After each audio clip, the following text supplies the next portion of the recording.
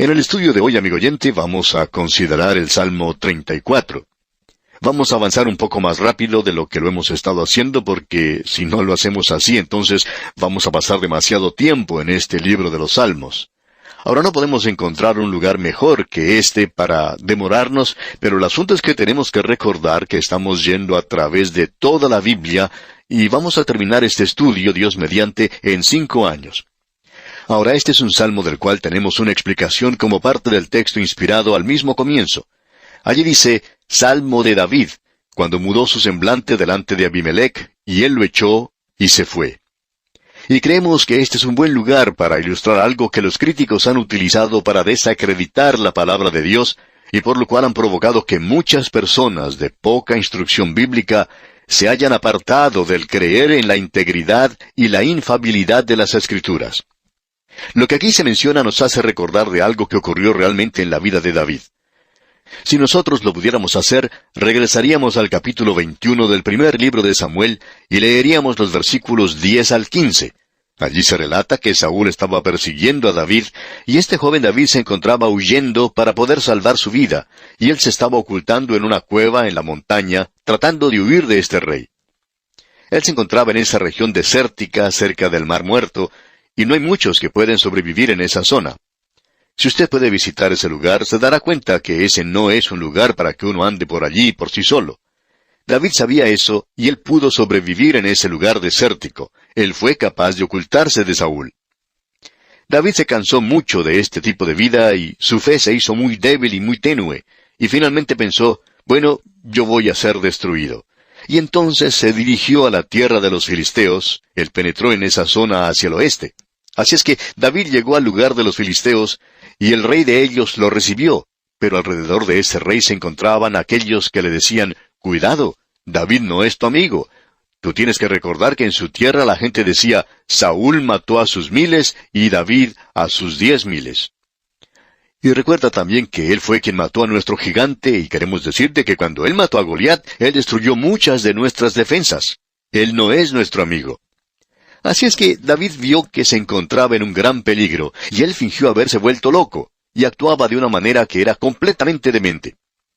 En aquellos días la gente tenía cierta superstición acerca de la demencia. Uno no destruía a los locos, sino que los echaba del lugar, y esa es la razón por la cual uno encuentra a personas como ese hombre que se menciona ya en el Nuevo Testamento, que se encontraba entre las tumbas y que era endemoniado. Lo trataban como si estuviera loco. Y David entonces fingió estar loco, y esa fue la única forma por la cual él pudo salvar su vida. En esa oportunidad Dios lo libró, y él regresó a su tierra, ocultándose en la cueva de Adulam, y pensamos que al hallarse en la seguridad de esa cueva, David dijo, yo debería haber confiado en Dios.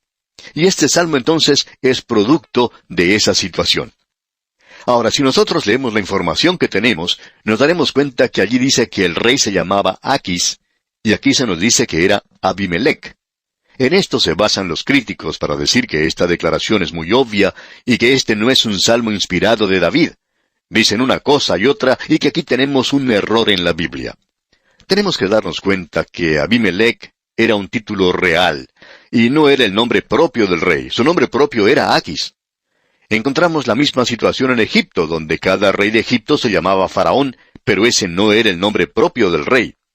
Toda la gente lo llamaba Faraón, y lo mismo ocurría entre los amalecitas, donde cada gobernante se llamaba Agag. Este era un título real como Faraón y como César entre los romanos. Cada uno de ellos tenía su propio nombre, así es que en este salmo, como ya hemos dicho, los críticos tratan de tomar ventaja en una cosa como esta, y lo único que hacen es confundir a los jóvenes y a aquellos que están recién aprendiendo algo. Un joven dijo en cierta ocasión, yo creo en la inspiración de las Escrituras, pero aquí encuentro un error. Bueno, no es ningún error, sino que es falta de conocimiento de nuestra parte. Cuando usted cree que encuentra un error en la Biblia, amigo oyente, recuerde, el problema no está en la Biblia, sino que el problema está en usted. Ese es el problema con las cosas que ocurren en el día de hoy entre los críticos de la Biblia. Tenemos entonces que David escribe este salmo y dice en la primera parte del versículo 1, bendeciré a Jehová en todo tiempo.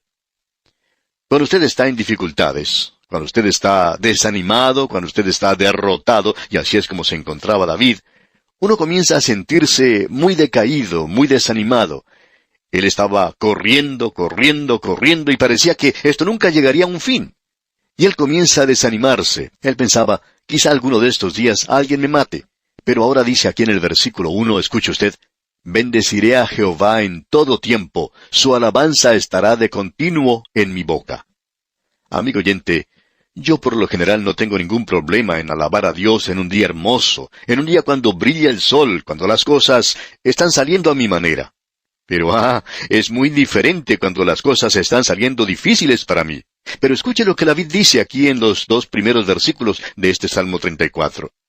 Bendeciré a Jehová en todo tiempo, su alabanza estará de continuo en mi boca. En Jehová se gloriará mi alma, lo oirán los mansos y se alegrarán. Escucha ahora lo que él dice en el versículo 3. Es una declaración muy importante. Engrandeced a Jehová conmigo y exaltemos aún a su nombre. Habíamos pensado poner este versículo en el membrete de A Través de la Biblia. Nos gusta que usted se una a nosotros en exaltar el nombre del Señor, porque encontraremos en uno de los salmos que la palabra de Dios y el nombre de Dios son casi lo mismo. Los dos son importantes. Nosotros queremos esparcir la palabra de Dios porque engrandece al Señor. A mí me gusta decir con el salmista aquí en el versículo 3, engrandeced a Jehová conmigo y exaltemos aún a su nombre, esparciendo la palabra de Dios en el presente. Ahora David dice en el versículo 4, busqué a Jehová, y él me oyó, y me libró de todos mis temores. En los primeros 3 versículos, David no tiene otra cosa sino alabanzas. Y aquí tenemos un coro de aleluya. Ahora él da la causa, la razón de su alabanza. Leamos otra vez el versículo 4. Busqué a Jehová, y él me oyó, y me libró de todos mis temores. ¡Qué maravilloso! Veamos ahora el versículo 5. Los que miraron a él fueron alumbrados, y sus rostros no fueron avergonzados. Cuando uno mira al Señor, la senda se ilumina. Sigamos ahora con el versículo 6. Este pobre clamó y le oyó Jehová, y lo libró de todas sus angustias. ¿Puede usted, amigo oyente, decir eso hoy? Yo le agradezco a Dios por la forma en que Él me ha guiado. Y estoy seguro que usted también lo puede hacer, amigo oyente. Ahora el versículo 7 dice, el ángel de Jehová acampa alrededor de los que le temen y los defiende. Esa es la primera mención que tenemos de los ángeles del Señor. Y hablando francamente, habrá solamente una vez en la que el ángel del Señor será mencionado, sin entrar en mucho detalle el día de hoy, porque ya hablamos de esto en el libro de Josué. El ángel del Señor es Cristo mismo antes de su encarnación. Usted no ve al ángel del Señor cuando llega al Nuevo Testamento porque Él ya ha sido hecho hombre y ya no es un ángel, Él es un hombre. Y cuando Él apareció en el Antiguo Testamento, creemos que Él era el Señor Jesucristo. Pues bien, Él dice aquí en el versículo 7, el ángel de Jehová acampa alrededor de los que le temen y los defiende. Y el Señor Jesucristo dijo, nunca te abandonaré ni te dejaré. He aquí estoy con vosotros siempre hasta el fin de los siglos. Escuchemos ahora su invitación. David dice, si usted no cree que esto es verdad, entonces el versículo 8 dice, gustad y ved que es bueno Jehová, dichoso el hombre que confía en él. Feliz el hombre. No hay nada igual al confiar en el Señor, y esta es una invitación. Ahora David había estado en esa cueva, y él era un hombre a quien le gustaba hacer cosas al aire libre. Era un hombre que estaba acostumbrado a lo áspero, y él había visto esto. En la primera parte del versículo 10 leemos, los leoncillos necesitan y tienen hambre. Él había visto a esos leoncillos con hambre, deseando tener algo para comer, y sin embargo, Dios tuvo cuidado de ellos. Luego dice en el versículo 10 en su segunda parte, pero los que buscan a Jehová no tendrán falta de ningún bien. Permítanos decirle, amigo oyente, que si un león puede cuidar a sus propios leoncillos, Dios puede cuidar de usted y de mí también. ¿No es eso maravilloso? Eso es lo que David aprendió por experiencia. Yo estoy tan cansado del cristianismo de hoy que es solo bueno para el servicio del domingo por la mañana, el cantar la doxología, y con eso se termina para muchas personas en la actualidad. El autor de estos estudios bíblicos, el Dr. J. Vernon McGee, refiere que le agradó en gran manera leer lo que cierto hombre de la ciudad de San Francisco, en California, describió en cierta ocasión. Fue una de las cosas más lindas, decía él, que alguien le pudiera haber dicho. Este señor escribió, Usted no parece estar hablando detrás de una ventana de vidrio de color.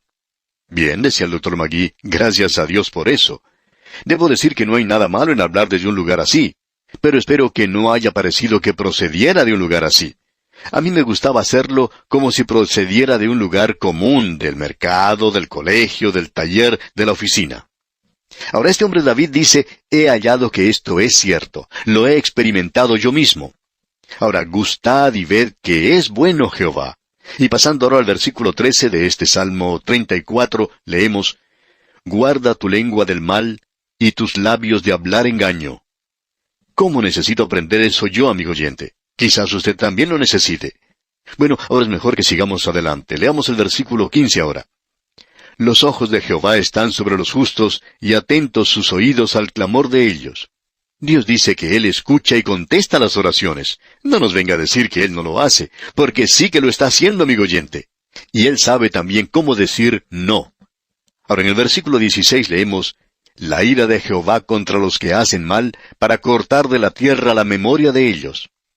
No tenemos tiempo para entrar en detalle en este día. Hay demasiado sentimentalismo hoy en alabar a un pecador bajo y vil, que ha abandonado a su esposa e hijo, y quien luego, después de vivir en el pecado, de haber cometido toda clase de crímenes, robos, asesinatos y todo lo demás, regresa a su hogar. Allí encuentra que su pequeño hijo está muy enfermo, y este hombre se hinca de rodillas al lado de la cama y hace una oración.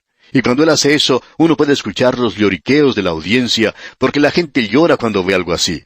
Pero, amigo oyente, eso nos hace dar vueltas al estómago. ¿Y sabe por qué? Dios dice, yo no escucho la oración de un hombre así. Usted no tiene ningún derecho, mi amigo, de ir ante Dios y pedirle ninguna otra cosa, sino una sola. Tiene que decirle, Señor, sálvame. Y usted no tiene ni siquiera que pedirle perdón. No es necesario que usted le pida eso. Él tiene perdón en abundancia para usted. Todo lo que usted tiene que hacer es confiar en Cristo y Él automáticamente le perdonará. Lo que Él en realidad está diciendo es lo siguiente. Cree en el Señor Jesucristo y será salvo. Esto es maravilloso, podemos decir de paso. Permítanos ahora destacar una o dos declaraciones más en este salmo. En el versículo 18 podemos leer, cercano está Jehová a los quebrantados de corazón, y salva a los contritos de espíritu. O sea, aquel que está dispuesto a tomar un lugar de humildad y se acerca como pecador a Él y confía en Él. No como ese pecador vil que se arrodilló y oraba por su hijito enfermo. Si él acepta a Cristo y reconoce su pecado, y si recibe a Jesucristo, entonces Dios lo escuchará. Ahora usted no está libre de dificultades, no interesa quién sea usted. Escuche lo que dice aquí el versículo 19. Muchas son las aflicciones del justo, pero de todas ellas le librará Jehová. Este salmo es tan maravilloso y es citado bien y es citado mal como usted puede apreciar.